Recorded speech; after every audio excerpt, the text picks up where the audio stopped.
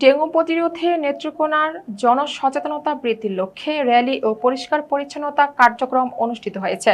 প্রতিনিধি গোলাম কিবরিয়া জানান, আজ সকাল 11টায় 250 শয্যা বিশিষ্ট জেলা সদর হাসপাতাল কর্তৃপক্ষ এই র্যালির আয়োজন করে।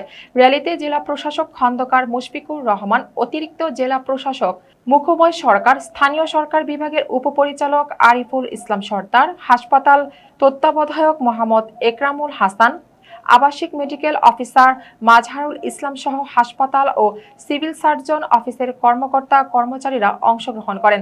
র্যালিটি হাসপাতাল প্রাঙ্গণ থেকে বের হয়ে শহরের প্রধান প্রধান সড়ক প্রদক্ষিণ শেষে হাসপাতালে এসে পরিষ্কার পরিচ্ছন্নতা অভিযানে মিলিত হয়।